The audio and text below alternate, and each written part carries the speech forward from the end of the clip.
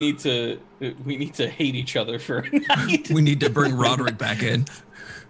That bastard. No, we're not bringing Roderick back in. He was on my side. He was, and then he betrayed me. I think I would be terrible at Among Us. I can't lie to save my life. If you watch like other streamers play, you realize like who is really good at lying and who you should not be friends with. Yeah. Before we get going, I just made us go live, but anybody have any questions everyone. on the show notes? Doc, you good? Yeah, I'm good. It's pretty straightforward. We're very casual, as you can see. I like it. Yeah. It's not going to be anything too complicated. Good. And even on the mental health topic, we're not going to go too deep into it. Yeah. It's Friday night. We all had a long week. I'm just admiring the camera. Thank you. I mean it. I'm sorry. It's no, just you're fine. only- it's, So what do you use for the camera? I'm just about to Using pin your DSLR? screen, to be honest. Yeah, so it's a DSLR, but I got this like Okay. really. I think it's really the lens that gives like the Yeah. blurry background kind of Background. thing that Yeah. really. Right. Yeah. The depth of field. Yeah. Mm-hmm. Yeah, that's what really sells it. I think. If I ever start saving money towards somewhat of streaming, that's what I want to do, There because you go. it's so. Yeah, I don't know what that is yet. Yeah, I just do the cheap version, running NVIDIA broadcast and blurring my background. Yeah. Well, I can actually do that once I get my 3070. Exactly. Yeah. Take a picture, put it through a blur filter, and you're good. Good to go. Or you can just blur background. If you just want to have your background blurred, it will Right, just which is- blur the background. That's really what I need, Just blur background. because I If use you this just for telehealth and it's fine. It works, no problem. Just the green, not having a green screen and still having like not a big enough partition. You can still see my couch. Like my clients don't seem to care, but I care. Yeah, if we go Well, you got back, to zoom all the way in. Yeah. Oh yeah, I go back to working from home. I'll What'll just go right I here. actually have Extreme picture. close up. Yeah. If I ever go back to working from home, because right now I'm still at my office doing telehealth. But if Yeah. I come back home, I actually have a picture of my chair that I sit during therapies. Like I'll just plop that into There you go. NVIDIA broadcast, and there we go. I'm at my office. I was using this for a while, and the problem is I don't have a green screen. So Right. like this just kept happening, and most of my teenage clients just made fun of me, and I felt bad. If I don't zoom, you get this. 175. There we go. Nice. Nice. Well, I think we're all set. We're recording already and everything. And if you guys want to get going before any of you guys turn into a pumpkin. Oh yeah, sorry. All right. Are you a hard out, Doc, by any chance? Do you have to be done by a certain Oh no. time? No, I'm Okay. good. Just making sure. We have a tendency to ramble You're fine. and hold True people story. hostage sometimes. Totally fine. We look for the All right. visual cues of, okay, we got to Well, move on. you gotta. Right, yeah. You ready to everyone good to do the clap for the marker for Joe? Aw. Yep. What is Joe Claps. doing? Claps for Right. Joe. So 1, 2, 3. The information presented on this podcast is of a general nature and is intended for educational and entertainment purposes. While many of the people here have some form of mental health training, they are not your mental health professional. This podcast is not a replacement for mental or physical care or for the diagnosis of any mental health illness or condition. So, hello, everyone, and thank you for joining us once again for the Guardians MH podcast. I'm one of your hosts, Dr. Goku, and with me tonight is Joe, How we doing? Nate, How's it going? Alan, What's up? and Matt. Hi. If you're joining us for the first time, Guardians MH is a 501c3 nonprofit focused on promoting mental health awareness, throughout the gaming community. We strive to be first step in assisting individuals with gathering meaningful resources in a safe and inclusive atmosphere. Our podcast is just another way to normalize talking about mental health and is a fusion of mental health topics and gaming. So tonight, please welcome our guest, Dr. Grizzly. How's it going, Doc? I'm doing well. Thanks for having me on. Well, thanks for coming on. Yeah, Absolutely, greatly man. appreciate Really this. excited to have you come on. I was like, Doc Grizzly said yes, he's coming on. This is exciting. True story. He's not even exaggerating. I get very excited. I'm like a it. very excitable person. So. It's good energy. I like it. Yeah. For the people that may not know who you are, just tell us a little bit about who you are. Sure, absolutely. So like as you said, I go by Dr. Grizzly on Twitch, which is pretty much the only place that I stream. But I guess the way I sort of brand myself is I tell people I'm a queer variety streamer on Twitch. Although I think I play Dead by Daylight more than anything here lately, but that I'm also a licensed psychologist, and so really where I integrate a lot of mental health into my Twitch channel is predominantly on Sundays, where I sort of answer anonymously posed mental health questions from chat. And it's a really wonderful experience, in terms of supporting each other and getting out really good mental health information. But outside of streaming, in my psychologist life, I actually work with military veterans currently, doing mental health assessment. All right. I haven't worked with military veterans. I've worked with up here in the Great White North. We have the RCMP. So I did a lot of the assessments for the RCMP. But tell us a little bit about, for you, how is it working with military veterans? It can definitely be challenging at times. Yeah. I mean, I think veterans are very much an underserved community, especially with respect to getting quality mental health assessment, and the VAs are obviously incredibly busy and just overworked, and I think just have a hard time keeping up sometimes. And so it's rewarding to try to fill in that gap somewhat, and hopefully I kind of serve as this, I write these assessment reports to hopefully get them connected to a mental health provider, or whatever services would be most helpful for them. So it's pretty rewarding in that way. Report writing, what they never tell you about in school. I know. If I knew how much paperwork there would have been to do the job of a psychologist, I don't know if I would have went to grad school. I don't know if everybody else has this experience, but it's also the different ways you have to write things depending on where you work. Mhm. So my internships were very varied when I was in grad school, but now when I got out, I'm writing how I normally would at the hospital, and my supervisor is yelling at me. I'm like, I didn't know. Nobody taught me. I'm sorry. I'm sorry. But no, I 100% agree. That is a very underserved population at times.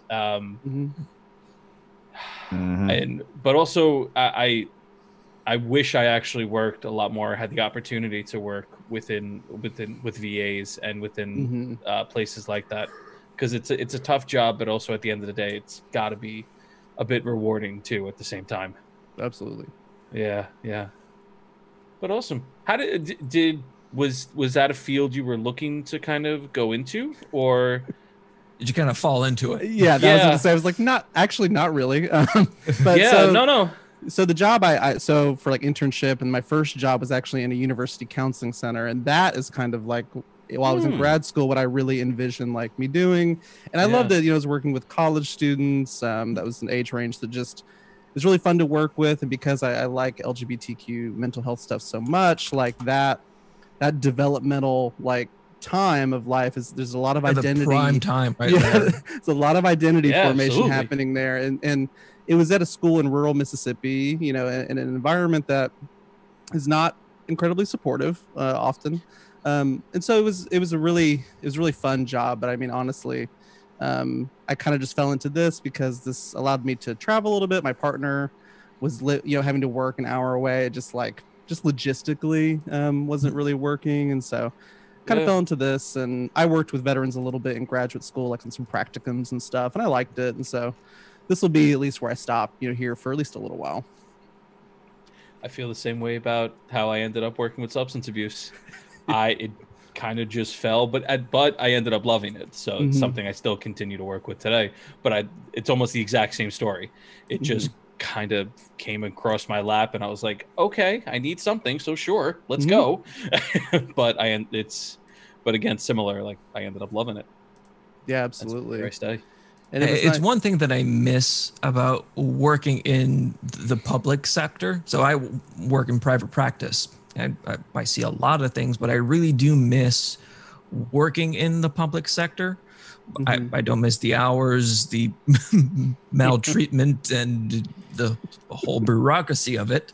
But I really miss working with a big team and feeling you can really have an impact on the people that may be better served at times. For me, I worked in a hospital and more particularly in a federal institution, and working with inmates, you would essentially be bringing them from bottom floor to hopefully something that is much more manageable. Absolutely. So to kind of, I guess, transition, how did you get into streaming? It's also a super good question. It's like it kind of ties into what, I was living in rural Mississippi, and being a openly gay man in Mississippi, and even at the university I was working at, one of really the only like openly gay like staff or faculty members. It was just a lot, and it was really hard to find a like sense of community in that way in the area we were living. So I've been like watching. I played video games my whole life, and I've been watching Twitch, and so I just thought like, oh, this would be kind of a fun way to potentially, perhaps like form my own community, connect with other, queer people on the internet. Like it kind of just was like, I kind of just dabbled in it at first, and then it sort of just kind of picked up speed, and I really kind of fell in love with it. That's awesome. And I think now even more than ever, Twitch is that spot where people can really build these communities. With the pandemic, not many people can go out or see people. Having either one Twitch streamer or a variety of streamers that you can kind of turn to, and their community makes you feel more welcomed, more at home.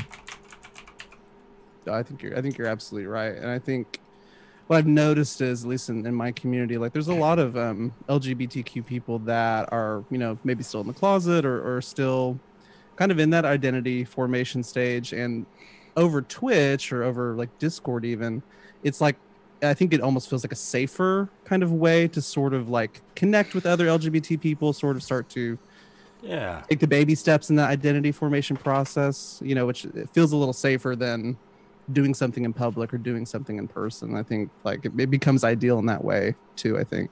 Yeah, that makes sense. There's a measure of anonymity to it that you can just kind of create whatever account you want and go in and start open the conversation, and then be like, well, yeah, this is really who I am if you start to connect with somebody. Yeah, kind of like a transition into comfort, different comfort levels, where you start with online streaming chats, Discord and stuff, and then you build that confidence in yourself, and then you can start opening up IRL, and start being comfortable with that and expressing yourself the way you want to express yourself and be accepted. It's definitely awesome to have that support network too.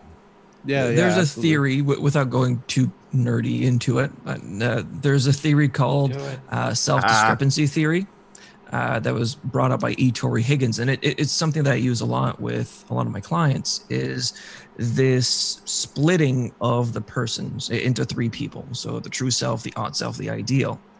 And oftentimes people will very much hide that true self because they either don't feel good enough, they kind of succumb to social pressures. Insert example here. Right. And when it comes to interacting with people on the outside, they very much are in that odd self, the person that I feel I have to be, the role I have to play. And it can be rather exhausting. And I really hearken it to a method actor where they are in character all the time, and you're analyzing every little move and nuance of you to suppress it to be in this character. Yeah. When it comes to interacting in a Twitch chat, there is no art. You're hidden behind that username where you can be you. And that's very liberating. Yeah. Now, with that being said right there, and having, touching on, having that platform, you do talk to your viewers, not in a therapeutic sense, kind of answering questions, guiding them to resources and stuff like that. How do you find utilizing a platform like Twitch can help people explore what they're looking for? Like, have you seen a big difference in, say, connecting with your viewership and people that tune in and have a question? Like, do you, trying to put this into word, it's in my head. Words Joe, are hard. Take a deep breath, focus on what you're looking to say, and it'll come out. I'm gonna hurt you.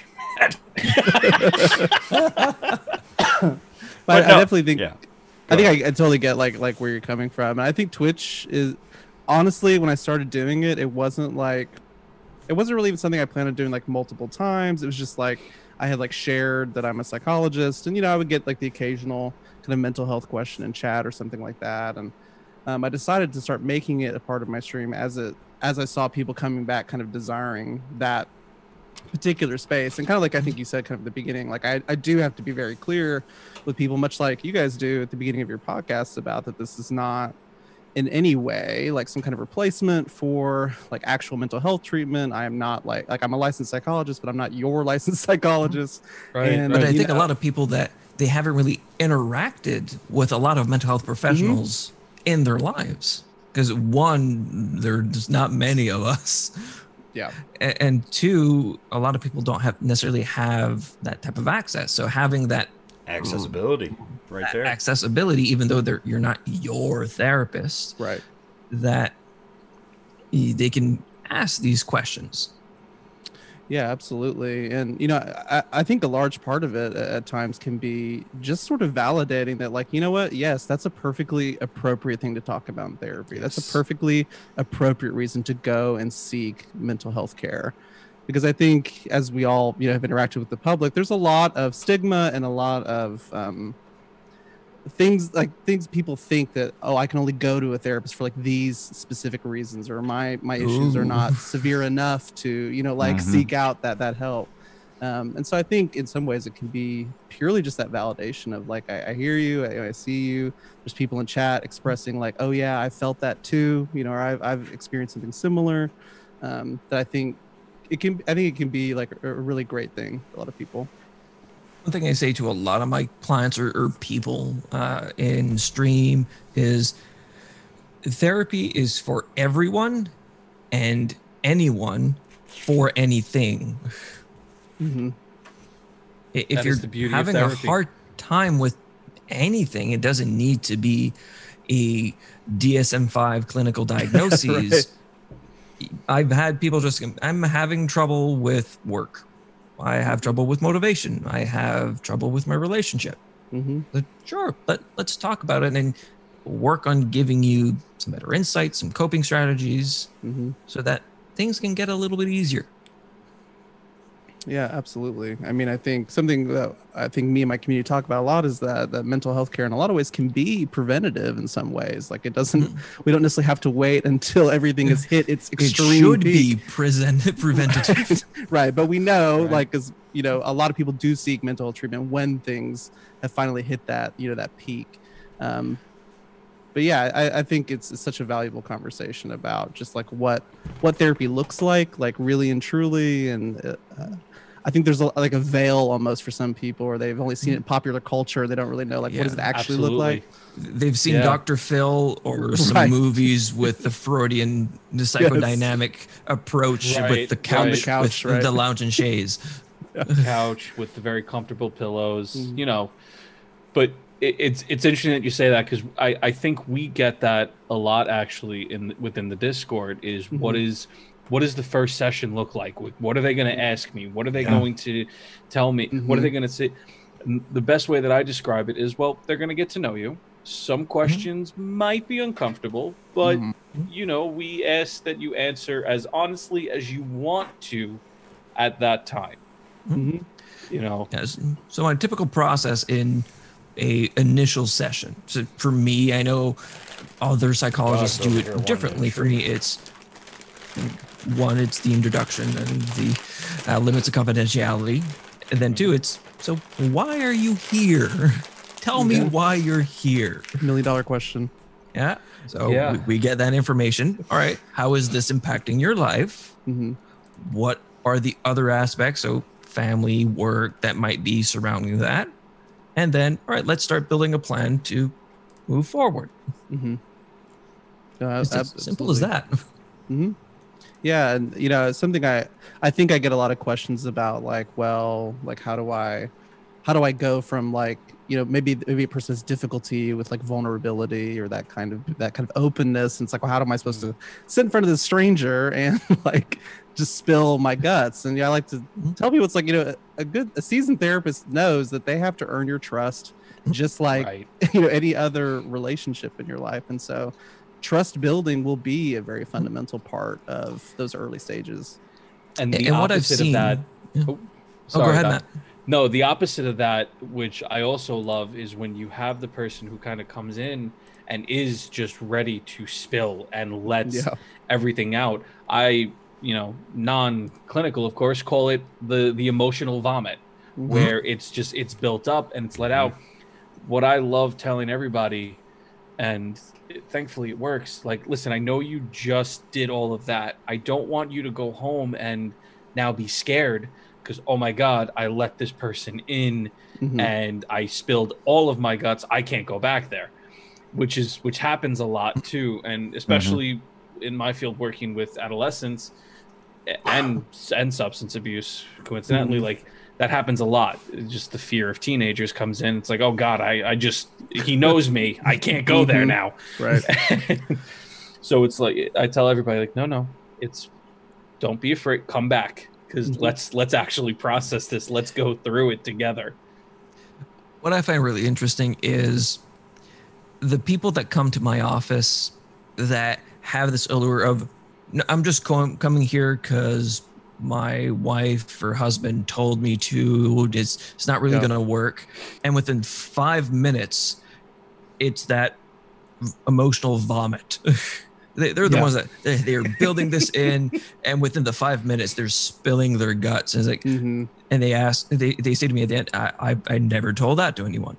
And it's the room, it's the environment, it's the safety of this enclosed space that you can say whatever you want, and no one will judge you.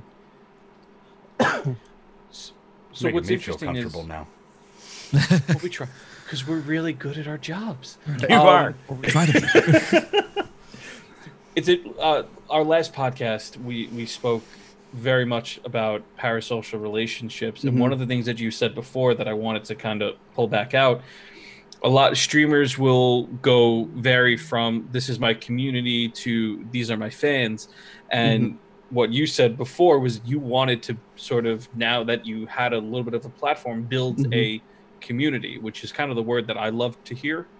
What was it like kind of being that central figure to that community that you created?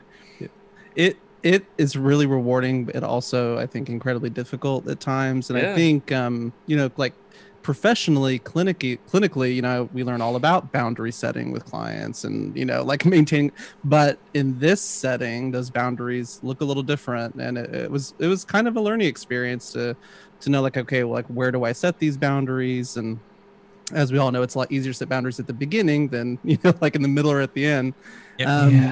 But it's incredibly rewarding, but it definitely requires me to be very cognizant of my own, like, emotional state, and where my if I'm getting close to burnout, if I've had really difficult patients at work that day, maybe doing that kind of stuff on Twitch is not appropriate that day. But it's really great, and it's also just like personally rewarding for me, just to forming friendships with other queer people, and it's been really great.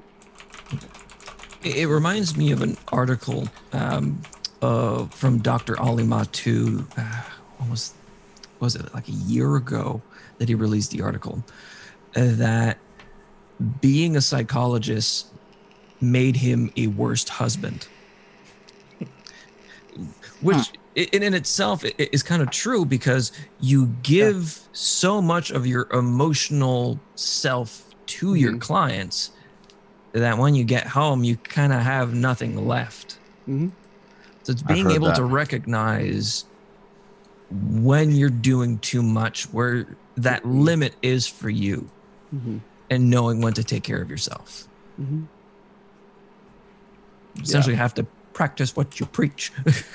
Yeah, just imagine Amanda, my wife here, and hitting me, saying, "Yeah, you see, he said it. He said it." Oh, she would do that. I can see her doing that right now. Oh God, she's asleep now probably. So but she would. She'll say it when she listens to the podcast. Oh, absolutely, she will. See, I'm gonna message. You'll get a message, Doc. Don't worry. Okay. I'm waiting to see someone walk behind the screen there. Somebody. What are you talking about? Why are you talking about me? I love her. She's just very scary. What? Anyway, but no, that's very.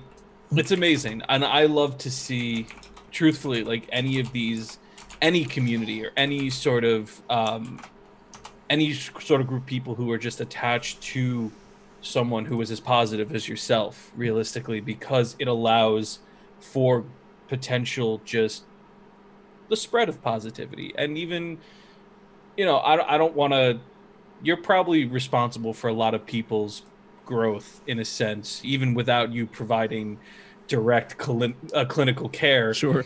But I think having the space that you've created has greatly assisted a lot. And I think I love seeing things like that spawn, and it's just awesome.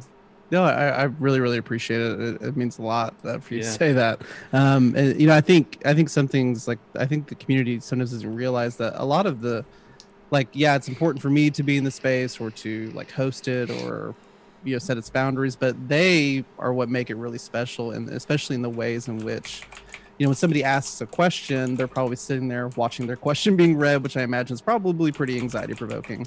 But then to see like a flurry of people being like, "Oh my gosh, I relate to this so much," or "Oh, I've experienced that exact same thing," like just that level of relatability to say like, "Hey, I see someone that knows my experience directly." It's the I'm not alone. Powerful. Yeah, it's so powerful. Yeah. And it is a very powerful thing. And I go back to, just because of the background that I have, you look at, self-help groups like AA and NA, that's really what they're based off of. It's a community coming together, sharing their experiences and growing. So, realistically, that's what we formed here. We don't have to stand up and say, "Hi, my name is so-and-so, I'm an alcoholic." But at the same token, we're getting that same sort of sense of community and belonging and space. Baby boss, thank you so much. It does allow for fantastic growth and conversations. And I'm just gushing here, so please someone stop me. Being in these environments where people like the same things as you do, that they are open, so it's really hearkening to that building of a community, makes people feel safe, they feel welcome. But for a lot of the streamers, when they go from just playing video games on their spare time, which is for many of us our self-care, kind of playing video games, you rock. Awesome. Where does that self-care kind of fall into? That's awesome. When streaming and playing video games now becomes another job. So how do you balance that? No, that's an incredibly good question. And I mean, to be completely like honest, it's that balance. is not always easy to strike, you know, really. Sometimes it is like I literally just have to step away from my computer and everything else, because it's like, since I do telehealth, I'm literally sitting in the same exact place where I am when I'm streaming. And I think even just that on an environmental level can be kind of mentally straining. Gonna need a change of scenery. Yeah, honestly. But for me, sometimes it is like I sort of have to like go invisible and everything and just play something. Since I stream so much Dead by Daylight, like it's kind of nice that I'm kind of like in this one game and I can step away from that, and that can feel like self-care for me, because I'm stepping outside of something I wouldn't normally stream to play on my own. Mm-hmm. Just like hockey players playing golf over the summer. Sure, right, exactly. Yeah, it took the Canadian to say that.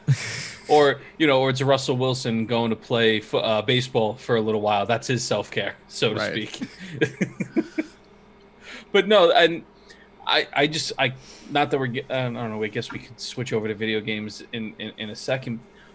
What is, because I know nothing of the game, unfortunately. I know the game, but what is that community like? Because I see it streamed immensely on Twitch. Is there like, what is it like? Yeah, I mean, it's a really fun game. You know, it can be much like any multiplayer game, you know, fairly toxic at times. Okay. But what's something that's really, I think, unique about Dead by Daylight is it has a very strong LGBTQ community, especially amongst LGBT streamers. And there's been some interesting like discussions about that, about like what is it about this particular game in which people are like murdered and like running from a serial killer that seems to like really draw LGBTQ people. That was my next question. Yeah, but there's some interesting discussions about like, for a lot of LGBTQ people, we're sort of used to being kind of a boogeyman, you know, in some cases, especially like historically, if you look like the 70s, 80s, 90s, we're used to being othered in that way, or sort of like playing this part of the out like, group. Yeah, exactly. And so there's something kind of fun about stepping into this like villain role, you know, in this game. And I think, you know, much like for I think a lot of marginalized communities, it's like we sort of queer DBD in our own way, you know, with the way we refer to the characters, or the way that we talk about the game, the way we play the game with each other. So it's just really cool that Dead by Daylight, you know, has really attracted and sort of created this very strong queer community.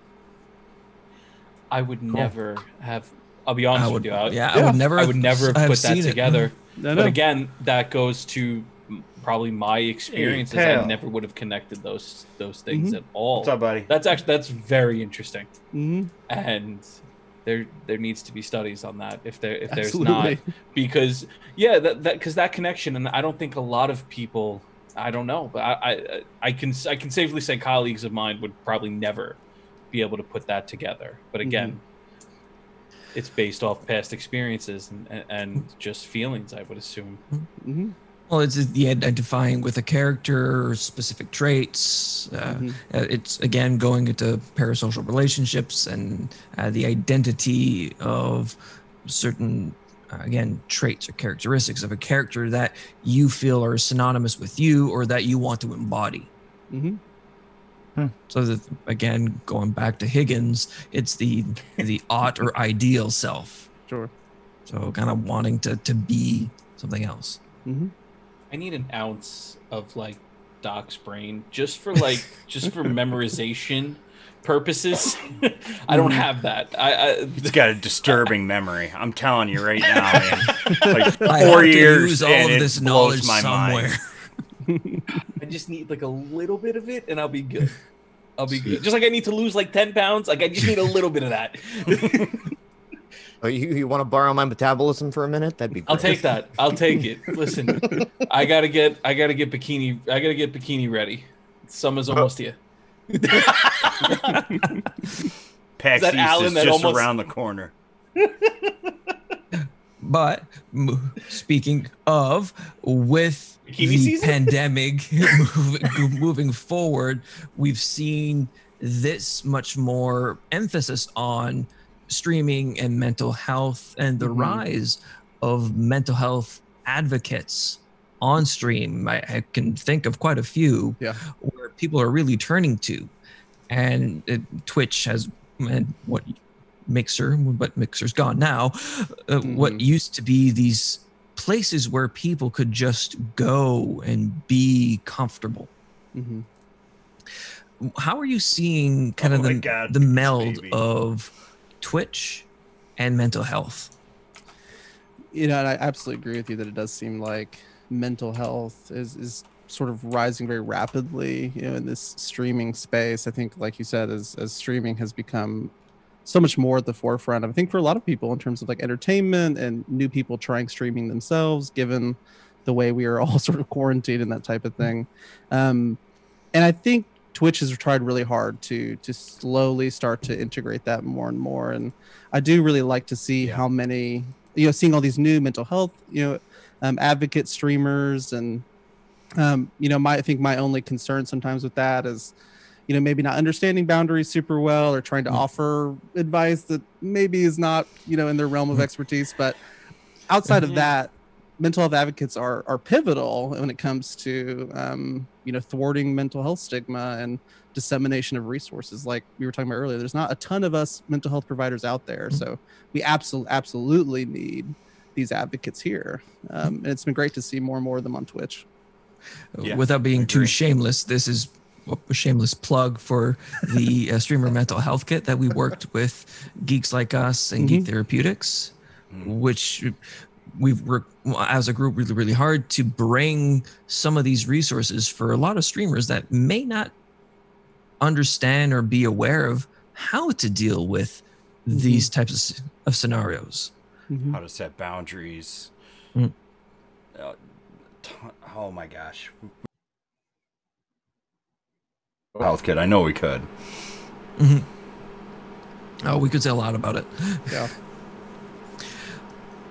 But with the rise of mental health and within gaming and Twitch, we've also seen a rise in people wanting to identify with characters and also a rise for this diversity in gaming, where it be outside of gaming or within gaming characters. And I know there is still a long ways to go for us to really get to a point where everyone is really represented equally. But how have you been seeing this rise in diversity representation in games? Yeah, I mean, I think it's incredibly exciting to see, like you're talking about, that rise in representation for queer people to be able to see themselves in the media that they consume and the media that they enjoy. And in the same way, it opens the doors for a critique of that, you know, from queer people as well, when that doesn't really pan out, you know, in the way that maybe the developer really thought it would. And I think, you know, I think outside of like, I'm on like LGBTQ streamer Twitter, you know, so there's a lot of discussion about this pretty frequently. And sometimes there's these comments from people maybe outside of that community where it's like, well, at least you're getting some representation, or at least they're putting you in there. But I think like Tell Me Why is a really good example, I think, of a game that, you know, puts that queerness at the very forefront. I mean, the main character is trans, which I think is the very first game to ever have a trans main character. And the whole entire... I don't think I've ever heard of any other games that have had that. Yeah, I think it's the only one. It's also, the character is also voiced by a trans person, and the entire story is based out of trans experiences. And I think a lot of games will have like, you know, maybe at the character creation screen, you can toggle some kind of like slider to make your character gay or just not straight, or maybe they put, or by the decisions that you make in a game, right? Or that makes me think of Mass Effect, where you could go either gay or straight. I think that would be a fantastic direction to go. That is a great idea right there, to progress in the storyline, exploring and expanding your character's orientation. That would be fantastic. And I think that's where I think a lot of queer people can feel like representation falls short, where it feels like it's just like, oh, you just kind of threw it in there as like an optional thing, but it doesn't really like alter the story or the character in any sort of like significant way. I think a lot of games will put queer people as like auxiliary characters who maybe like your character interacts with, like but an you NPC. Don't. Right, like, but like I think, you know, I know there's been Cyberpunk has had a lot of coverage about a lot of different things, but I think this is like a good example. Cyberpunk. Yeah, it's a good example of like you may interact with queer characters, but you don't really learn much about their lives, their stories. Like their stories aren't really told. And I think that is really at the deepest level of representation is when not only can we see ourselves in the games we play, but we can also see our stories from either that we've experienced or our community has experienced. To see that, I think is the most meaningful representation we could get. Yeah, I've heard a lot of criticism about Cyberpunk just ticking boxes. Yeah, absolutely. I do like the direction actually Bungie went with Destiny, where it kind of flipped what you were touching on, where in-game representation, it's kind of null. There's not really much, but their lore that they have in the backstory of all the characters and everything, several of their characters are gay, and you get to learn that if you dig deeper into their backstory. Where in-game representation, it's kind of the characters have already been established, and this lore is coming out several years after the character was already established. So it's nice to see that, but I definitely like the idea of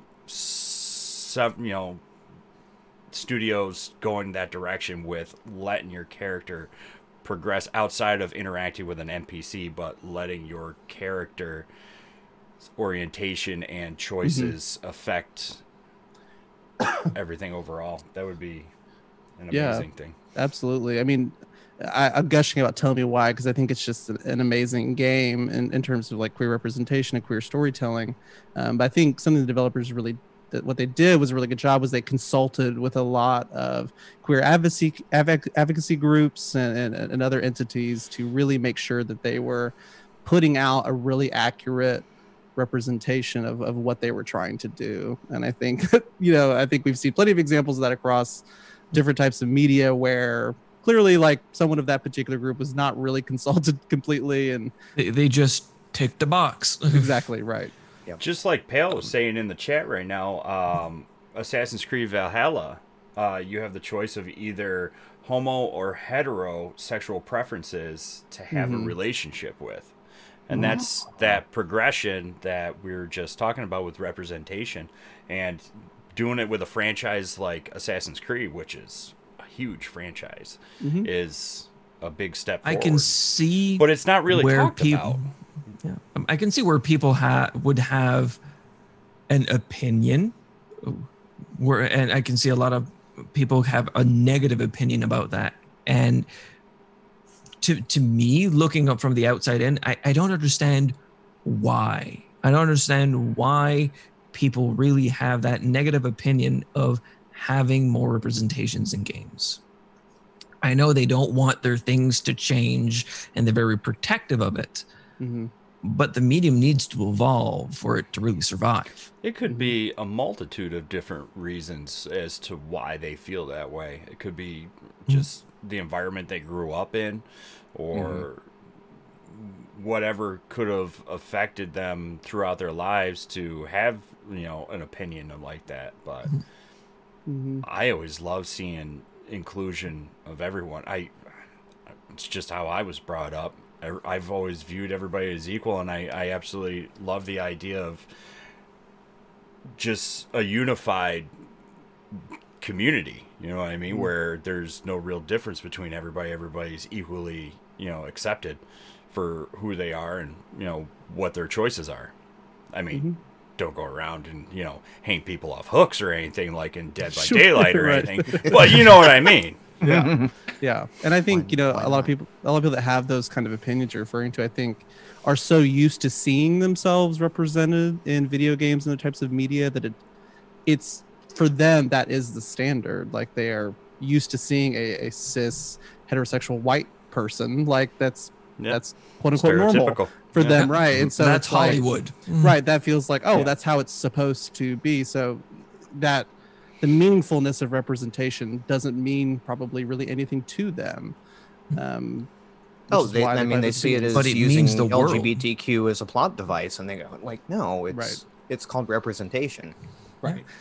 But it means the world for that marginalized group to have someone so they can relate to. Now, what about Ellie in Last of Us 2? How do you think of how much of an impact do you think that character's progression through the story from the first one to the sequel with having her orientation be gay? I know when it first got announced, it was big news. But do you think that had a positive impact? The game was still very good. And to be honest with you, I haven't played either of the last. I keep meaning to like go back and do that, so I can't just like comment on like really good.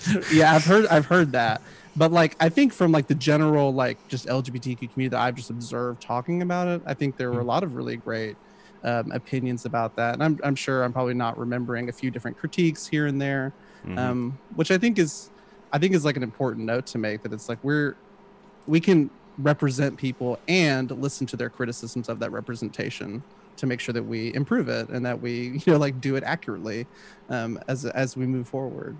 But I feel like the among the queer community, I feel like the reception to that was pretty positive. But again, right there is really what it is. It needs to be a conversation, an acceptance of criticism, and a willingness to move forward in a positive direction. And I think that's the aspect really here that's lacking. Because like you said, the fact we're sitting here and we're really only naming 2 games right now.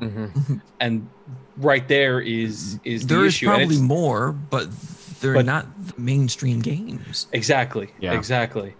And that's really, and it is sort of this disservice to several communities, because again, the more and more mainstream and AAA games that sort of come out here without that representation, it further fuels that narrative of like that doesn't matter, or that population, that community doesn't matter, when in fact it's really legitimately the exact opposite.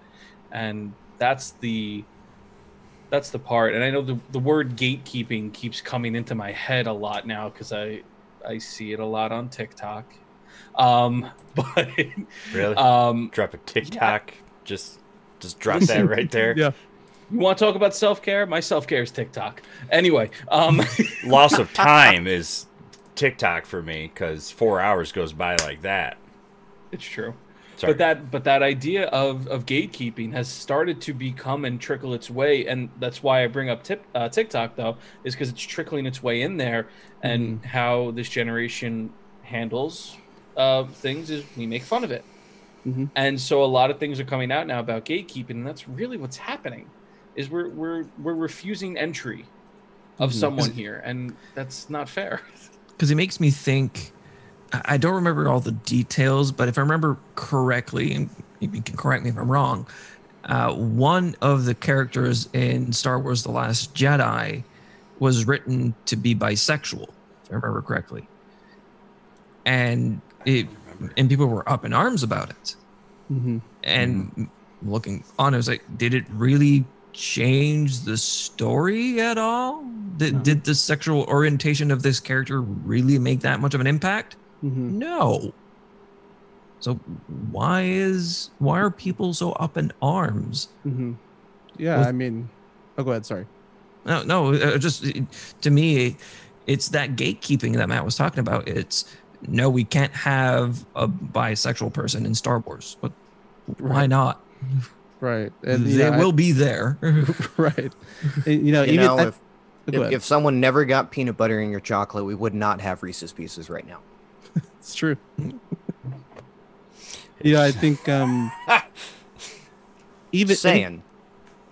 even if those identities like bisexuality or other sexual orientations do affect like a story in a significant way, it's interesting that people perceive that as problematic when so many marginalized people have had to play thousands of characters that in no way like represent them or the stories that they experience or any of those things. And so it's amazing that people feel so hard pressed about maybe one time, very extremely rarely, having to perhaps play through an experience that does not directly mirror their own in some way. But being uncomfortable is how we grow. Yep. Right. And also being able to play you know, if we're talking at least in video games, it allows you to put yourself into somebody else's shoes and sort of recognize really what's going on here. And that's, again, something that's needed. We need to have different perspectives in order to be or to become somewhat inclusive, because we can at least say, you know, whenever myself, I will never say, oh, I know what it's like, because I have no freaking clue. And if I ever did say that, that's an injustice to the person across from me. But what I will say is I am willing to listen, I'm willing to hear, and I want to hear your story. Please tell me. I can That's only really imagine what it could be. Yeah. Yeah.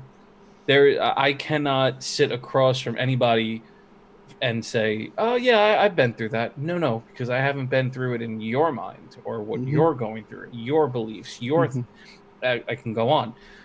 You haven't been through the persecution or the gentrification. Right. So to have a game or to have any sort of medium where I can step into somebody else's shoes even for a moment and get a different perspective is not, it's helpful. It's not hurtful. I absolutely agree. I mean, even more impactful than just staying within the video game, pop culture as well. Superheroes, having that inclusion as well there can be a huge catalyst to empower somebody to go, I can, look, everyone needs to have that person they can latch onto and identify with. I know it's not LGBTQ, but Black Panther. When Black Panther won the movie and the comic came out, people of color, or certainly African Americans, really latched on to Black Panther. And it's the first real representation as a superhero. Exactly. And why they were so hard hit when Chadwick Boseman passed, unfortunately. He made that much of an impact. He played the character that they identified with. We need this type of representation for everyone. Absolutely. And I feel like I've seen like such a rise in, at least on like Twitter and other social medias, of queer people becoming more and more involved in game development and community management and able to, it's been nice to see some of these developers and companies see that, oh, it's really important that we have like a queer person here or queer people here to help inform us, to make sure that we're doing things correctly, we're representing things correctly. And unfortunately we can't, like, as marginalized communities, we have to put that kind of pressure on these developers to make sure that they follow through with that. Yeah, and voicing malcontent is the only way to push for change. Yeah, I mean, just hosting our booth at PAX East, we shared a booth next to Raph from Gamer New York City, their chapter, and I don't know how many people came into the room with just so much joy in them that there was so much representation and that the diversity lounge actually existed, and having a place for them to just feel open and embraced by everybody, and especially the gaming community at its largest point. And I think a lot of studios and other people that attended and exhibitors to attendees really appreciate that and see that as well. And that, I'm not saying that is a main point, but that's definitely something that probably helped tip the scales as well to inclusion and having this representation. No, I absolutely agree. I love the diversity lounge. I can't tell you how much. I love seeing everybody. Everybody's so much fun in there, and it's just so warm and welcoming. It really is. I miss Raph. I can't wait to see him again. I miss conventions. You're making me really miss conventions right now. Could you imagine if there was a game studio that had set up like right outside or right next to the Diversity Lounge? My God, the amount of traffic they would have gotten from. I think so Kickstarter was down close by. Were they? I don't remember. But yeah, you're right. There were so many people that were. That was their favorite part of the whole thing was the Diversity Lounge. And they were vocal about it, which is how I knew that they were really excited about having that inclusion and representation at PAX East, a convention of that scale, making a point to have this representation there for the gaming community and individuals in it is amazing. And yes. And again, if you think about it, just by that statement alone, how many people came through the Diversity Lounge shows again the amount of people that would want to be represented in some games or in some pop culture or in anything. You know, just that alone. If you had a counter, just how many people have gone into the Diversity Lounge, doesn't matter who, but they're there because they felt accepted, right? There was a section within all of this, you know, in all of PAX, of all of Boston, there is a section where I matter, I'm included, I'm represented. So of course it's going to get the most traffic. Yeah. People want to be where they feel comfortable, where they feel included. An example I can give, not necessarily on the same topic, but the city where I live in and the university I went to, we have 3 campuses throughout our province. So a lot of people from the other 2 campuses, they only do like a year or 2 there and then come to the main campus for the final years. But oftentimes they will come to the main campus and stick with the groups they have formed from the other campuses. Yeah. So they will stick with the people that come from where they're born or where they grew up. So they'll kind of continue these small groups even in this new city. Well, we are just sophisticated pack animals. Well, that's just breaking it down. I mean, geez. It's true. I was just about to say, it's true. Yeah, and I think it's especially true for marginalized community. And I feel like empirical work in that area has brought that data out, that a big piece of minority coping is a minority sense of community and connectedness to that community. And so, yeah, I think it's absolutely pivotal to have those intentional spaces where people who have shared experiences, shared identities can meet one another and begin to form those communities. Well, comfort and safety, that's one of the base needs, right? Yeah, absolutely. So where do you feel we should head, or steps that should be taken, not necessarily in the long term, but in the short term? These kind of first few small steps we should take. That's a good question. As I'm sort of like sitting with that, you know, I feel like it's so important that we keep seeing more and more diverse people being involved in game development and in community management and building. You know, we've talked obviously about sort of queerness kind of generally, but obviously, like, if we include race, there's a humongous amount of intersectionality between all of these different identities. And I think the more of that intersectionality we can bring into game development and gaming communities to really openly display that gaming truly is for everyone, I think that's just such a pivotal piece for the future. The more inclusion we have, the better things can be. Absolutely.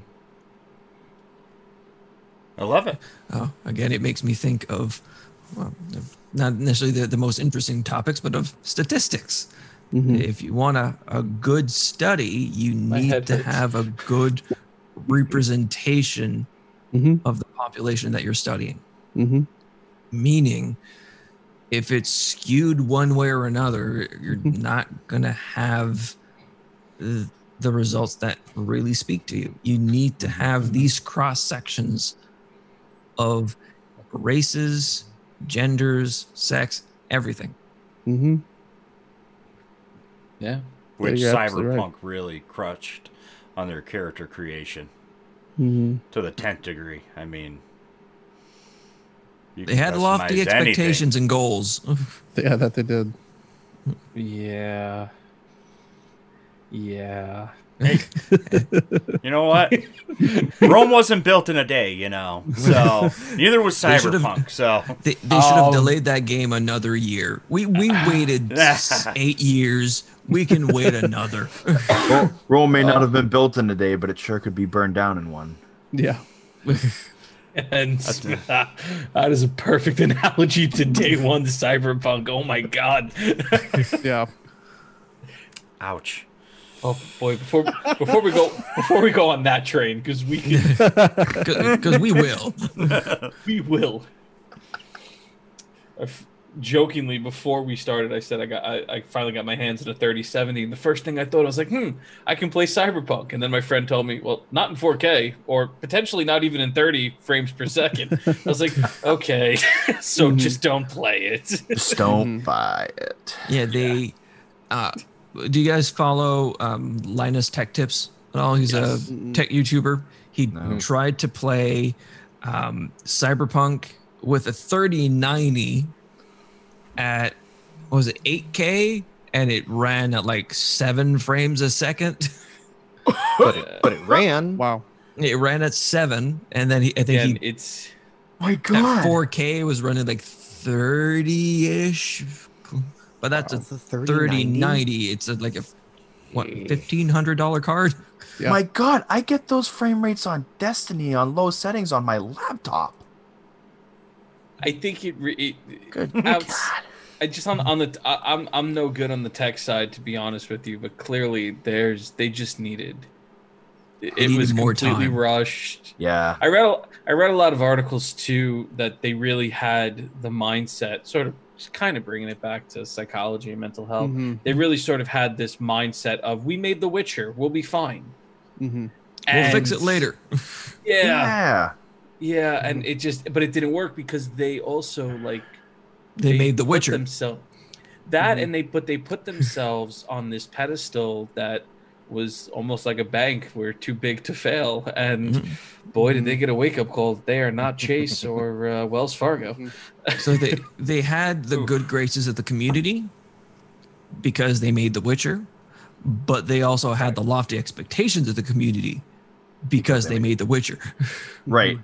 And then the other problem is that they probably just figured, oh, it's fine. We can send a patch out on the internet, you know? We don't have to worry about it if it's broken. We can patch it. It's fine. Whereas That's fine. Theoretically, 6-7 years ago, if you got a game and it was broken, you were like, this game's broken. It doesn't work. Why am I going to bother playing it? There was no online patches. Yeah. Now, just to go way out into left field. Oh, boy. If we check back in May, are you going to have the Mardi Gras tree still up? Christmas in May. Hopefully it'll be like Cinco de Mayo. Yeah, or that like a Valentine's Day tree. It's gonna have a sombrero I love it. You know, I love it. St. Patrick's Day tree, something like that. You know. Hey, St. Patrick's Day tree is easy. Just turn the lights off. It's already Right. great. Yeah. Perfect. Right. Super easy. You throw some fake pictures of beer on there, and you're good. Perfect. Then in Ready to May go. it can be a May the 4th tree. Yeah. Right. God. Yeah. Put ears on Year-round. and make it Grogu. My gosh. Now, do you have any pets or anything that you have to worry about, like climbing up the tree? Any cats, anything like that? No. Fortunately not. I have a miniature Labradoodle who's like 20 pounds. But fortunately she's not really interested in it. So No. don't have to worry Unless about Quite it. a bit smaller biscuits than my hanging from doodle. I have a Bernedoodle that's wow. 85 pounds. I have 4 cats that'll eat garland. Makes cleaning up real easy. It comes with a hook. Yeah, no. Because the vet bill's too terrible. expensive. Have they ever ate tinsel? That was Yes. interesting. They're No. running through the house with a. There we go. All right. I can't. You just have the visualization in the mind. Yeah, yeah, that's a derailment right there. It's what we do. Wait, You're we right. derail on this podcast? this is just going to be 10 minutes. Joe's going to cut from the podcast. In essence, we're just making more work for Joe, so we should continue. Oh boy. I love I you all mean- so much. No, That was meant to me, guys. no, I love it. But I think we're towards the end of the episode. Yeah. No. Because this topic, like many of the other topics that we have, it's not a start and stop type of topic. It's a start and let's continue the conversation later on and continue the conversation going. Mm-hmm. The one thing I'm going to ask, I know Joe called for the end sign, but something just popped in my head.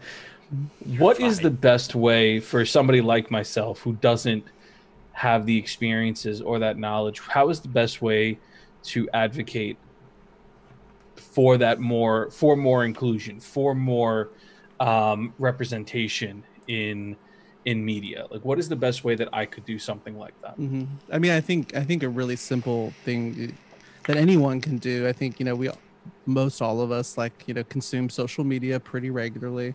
I think, integrating queerness in whatever way that looks, if that's following queer content creators or people that just are advocates themselves or organizations, like these different people are constantly bringing up these issues and having these really important conversations. And I think like we were talking about earlier, that sensation of discomfort or uncomfortability is so important, because that means that we're growing, we're stretching, and so I think that in and of itself can be such an easy way to sort of begin participating in those valuable conversations to start learning more.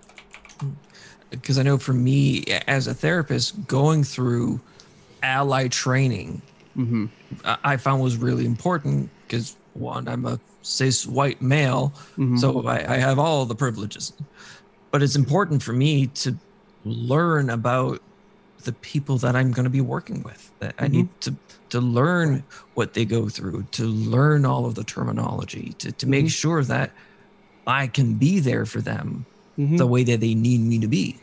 Yeah, absolutely. And I think I've noticed this with the mental health chats I do on my stream, is that I think for a lot of LGBTQ people, there's kind of I don't know if mistrust is the right word, but a healthy amount of suspicion when it comes to seeing a new mental health provider, because there's this constant worry that well, am I going to sit down and this person's going to want to suddenly change my sexual orientation or identity, or is going to be prejudicial or discriminatory? And unfortunately, those things happen, they still happen. And so a lot of things we talk about is how to identify a queer friendly therapist or a queer friendly mental health provider or space or whatever. And so I think things like Alice training are great, because usually I think they give you a placard of some kind or something that you can sort of display as for us, it was we have a sticker on our front door that says ally. And so the entire clinic has it. And so and I can't overstate enough how important visible signs like that are for those of us in our community to see before ever interacting with anybody or anything like that, they're clearly openly saying that this is a welcome space for me to be. And so that's funny. That's something that's lost on me, being out here in California, Los Angeles. Sure. Not hard to find a ally therapist. I can't imagine that's as commonplace in Mississippi. And I hate to say it, but it's also not commonplace, even in some, not to get political, Joe, don't hurt me, but it's also not even it's not even commonplace in some blue states, which are more liberal, you would think. So it's that symbol. I remember the ally training that I participated in when I was working at the hospital. I believe they showed us a movie that, well, not a movie, but like a 5-minute video. Yeah, thank you. The word is not coming to me, but it was of Laverne Cox, I believe, who was trying to find a doctor. And it was a lot about the medical paperwork, what it didn't have, you know, and then the magical place, and that's how it was represented in the film that she did, was one that had a pride flag right on the door, huge. The questions were very, you know, specific as to what she identified as, things like that. So yeah, it is as blue state as I live in, it's not as common, unfortunately. Like for me, one thing that I use is I use a practice management software. It's called Owl Practice up here in Canada. And one thing that I love is when I have a new client, I send them an online intake form rather than them sitting in my office filling out paperwork because COVID. Yeah. But setting the online intake form, there is a spot that says gender identity and preferred name. Yeah, to me, that's huge. Yeah. Yeah, it's massive because you know, I mean, I think for so many of us, like seeing a dichotomy of like check male or female, or you know, like that is so like we see that every day, like in every, you know, medical settings, other settings, and so to see that difference is so stark, and it's so, like you said, so important and valuable to. It's such an easy way to signal pretty immediately, like this is a good space. And the way that the software works is anything that is not legal or tax purposes uses their identified name. But what is like a receipt or anything that has to be given to an insurance company that they need to use their legal name will have their legal name on it. But their preferred name is going to be everywhere else. Right. Exactly. That's great. Yeah. So, I thank you. I know we of course, as we do here on this podcast, we completely not went off topic, but we just made a quick statement into a 20-minute statement, which Joe took a detour. Which with Joe with his magic will make 5 minutes, and it'll sound amazing. Perfect. But I appreciate you took a detour answering on the that, scenic route. because, like I said, I do think even as a mental health professional, as a social worker, it is still good for me to kind of recognize what I could be doing or what others could be doing to sort of continue to push this message of inclusivity forward. So thank you. Yeah, absolutely. Yeah. Trying to be better and improving yourself is always a good thing. Yes, it is. Because Lord knows I am not perfect, and I'm okay with that. But on that note, thank you so much for coming on the show, Dr. Grizzly. It was great having a chat with you. Yes. Yeah, thank you guys for having me. Yeah. Please. Where can everyone see your everythings? Sure. So I mean, like I have my own website. It's drgrizzly.tv, but typically my main page is twitch.tv/drgrizzly. So DrGRZLY. And so I stream Tuesdays and Thursdays, starting at 7:30 Central, and Sundays at 3:30 Central. And Sunday is typically my more mental health oriented day, where I have that system where people can ask anonymous mental health questions, and we have those very meaningful discussions. But yeah, so that's where I can be found throughout the week. Fantastic. Nice. Perfect. I'll be tuning in. Yeah, please do.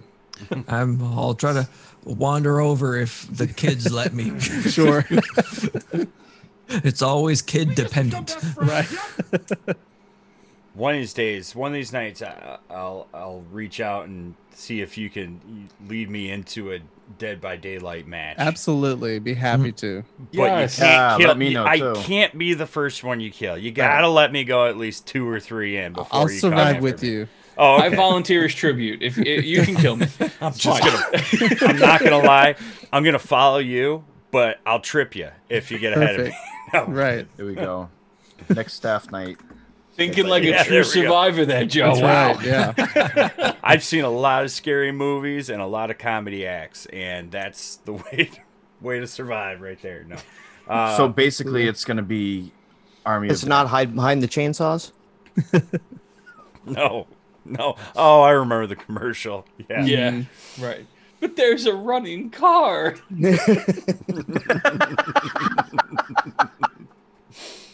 On that note, thank you everybody for listening to the Guardians Mental Health Podcast. If you can, please leave us a review on iTunes, Podbean, or wherever you listen to your podcast. It really does help spread the podcast around to others who may not normally have come across us. This week, we really want to give a huge shout out to Misthaven TV.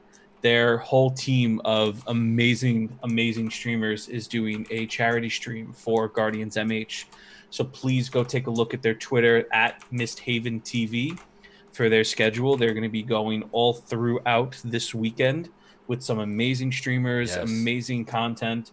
Please go show them some love. Keep up to date with everything we're doing here over at guardiansmh.org. Follow us on Twitter at guardiansmh. Join our partner Discord server at discord.gg/guardiansmh, where we provide peer support, mental health resources, and really just a chill community.